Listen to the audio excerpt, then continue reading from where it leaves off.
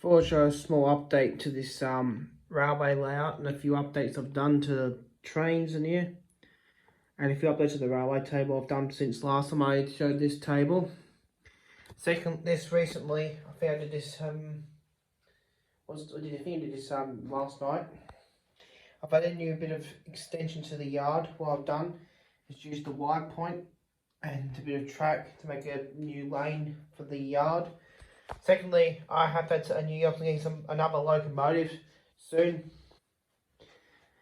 The birthday present I'm getting is an L-class loco. I'm going to put it in this yard with the other LEs once I get it all set up with the pantograph and automatic couplers. Once after my birthday, I'll do set that up. I haven't got it yet.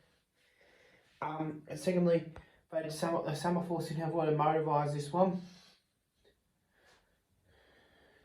And the LEDs are not lining up.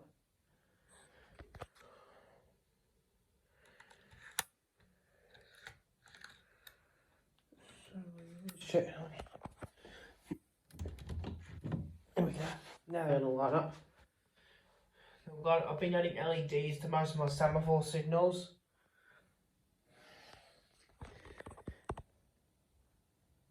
I've got to redo that once I blew the LEDs up, but I forgot to put the resistor in line with the LEDs.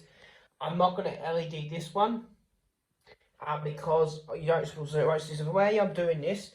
I just got some cellophane in red, yellow, and green.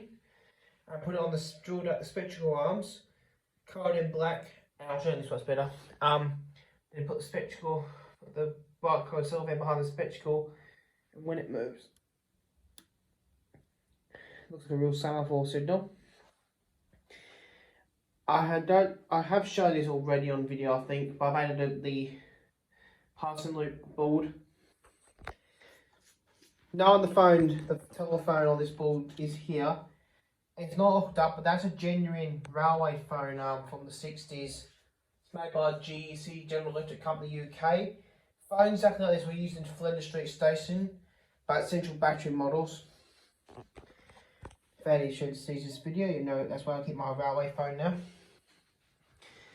Second update is I've put trolley poles on the W. I've mentioned to a few of my friends, STY Train Spotter, Victorian Rail Heritage, and Matt K183. The other thing I is pantograph operation. I can run trolley poles. When I go through the points, I have to move the pole onto the guide on the wire to go through the points manually. There's no frog guiders only off the points, but I can run poles. Secondly, I'm still doing the A66 model. I haven't got that finished yet. And that'll be firing up soon. In real life, the real life A-class. Secondly, I've got some of my grain hoppers back working again. And I've added a driving trailer to my take-home. You seen in a previous video, I showed I made this up. I still haven't numbered it yet. I still got numbered with a number with a D on there. The driving trailer, because the tapes are lettered for cars. They're labelled as M car, D car, T car. I've labelled the driving trailer. I made the driving trailer out of a motor car because it didn't make them like that in Oxygen. Not Oxygen models did not make a 00 driving trailer. So I'll put the searchlight back. I'll move it back on the searchlight for the time being. I've also shortened the frame by 1 lever and extended this frame by I think 3 levers or 2. So these two are going to control the point motors on that semaphore. At the time being, they control the little signals.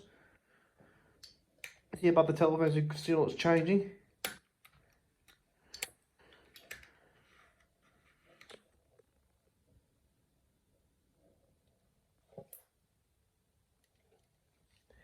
I don't know if we just out so far, but there's a signal light here, controlled by the frame as well. I'm going to be using DC analog point modes to control this because all the wiring is it'll work straight away. DC analog point modes may usually have DC layouts, but I do use analog point modes. It's quite nice to use them. Here's the diagram. When I build the new diagram, I've got to redo all this diagram and change the pictures on here to semaphore arms. Secondly, I've got lots of coal, and that's come from Steam Rail 707 operations. I asked the drivers, they gave me a piece. This one came from, I think, well, the black loco they have K100 renumbered K183 loco. So K153 renumbers K100. One of these came from a K class. No, two came from a K class, and one came from, I believe, 707. I think came one from. I know one came from R761. I've left it up sitting on this homemade substation building. What's labelled with 1500 volts. That's only 1500 volts. Actually, was home built because I couldn't find a sample online what showed 1500 volts. So I just found one that had 22,000 volts. I took that off and put the 1500 volt symbol. And I've added a few new videos. I know what it was.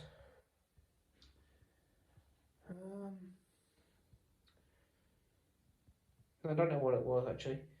Yeah, I fixed the iPad right here. I've actually fixed the iPad, joined some new iPad up because the original one was causing me issues. And the iPad was on this line, was made of copper wiring glass and about brown copper. I've replaced it with all stainless steel copper, stainless steel wire now.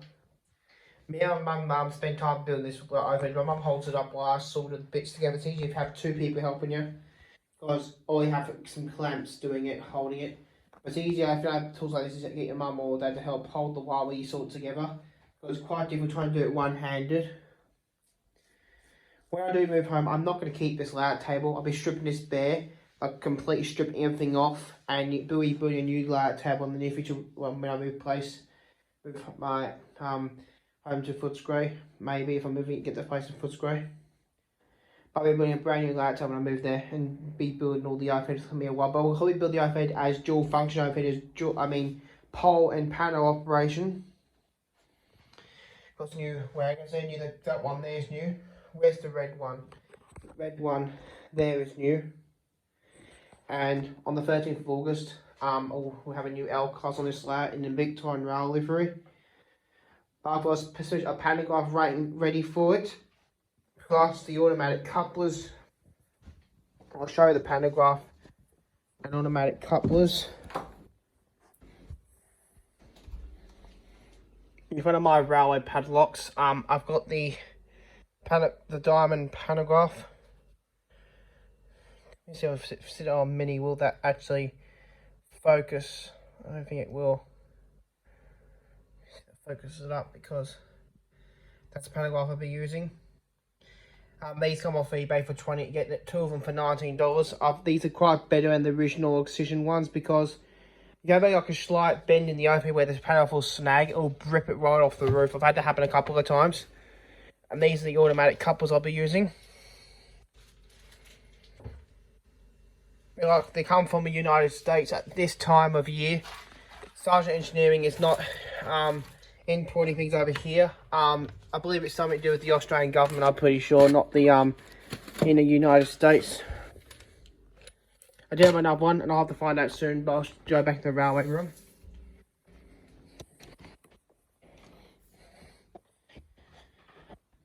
But the main thing I'll be doing to the layout soon is updating a few more bits on it because I've been replacing all the broken overhead posts with new ones. Like I've got the overhead going in there with the L class, but that's where we're going to see L class locos only on this bit with the overhead is or normal locomotives because I've been made this up for, especially for the L's. Got to re-glue the step glue back on this L class because it just recently fell off. So there's the original L class pantograph. There's new. The good thing about the new ones is you don't have to modify them to put them down as well. Please push it down, it'll latch. And that is not using a magnet like the tape set channel we use to do the pantographs. These slop straight down easily. And rise instantly. Not like the originals, you've got to twist it in a weird position to rise the pantograph up. Same on the Tates. I've made those same panels to the Tates. They're quite better because they don't snag as easily. There's a person needs Malvern who's selling them on eBay and you get two for $20 off eBay free shipping. I bought a few. The only thing you have to do is have the modify with a drill bit the same size as the original screw. What the L class uses, it's the original L class screw. What's been I've tapped the pantograph hole with that type of screw. If anyone wonders what type of wood I use, the overheads, this type of things, these sticks.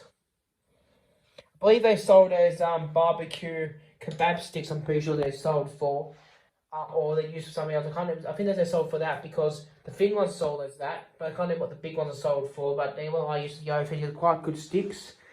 You get a pack of them for $2.15 to $2, or not far from me. Plus at South Melbourne Beach Terminus, there's a shop that's across the road. I went out by the overhead cable, the wire for the overhead cable I use. I don't know what it is, it's hard to determine by solder. But that's a short video showing the updates to my railway table. What I actually am filming, I'll show, I think I already showed this, but I'll show my storage